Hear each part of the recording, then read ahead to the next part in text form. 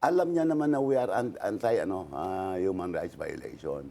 Alam Pero niya. alam naman niya na alam ko na wala naman siyang pinapatay except isa. But that's Oo. that's Pero yung mga announcement niya na pinatay ko, patayin niyo, qualified lahat yun. and if you know, you mentioned Remember mo, ang number one legal counsel niya, ni former President Digong, si Larry Ilagan.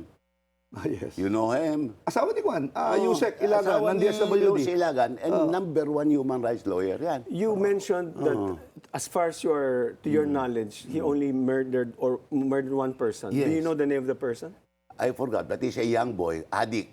Kasi nung I was telling you about that addict who killed a lot of people inside the Huna subdivision. Village. I know Oo. that place. Oh. Sinakay yan nung nahuli, sinakay sa chopper.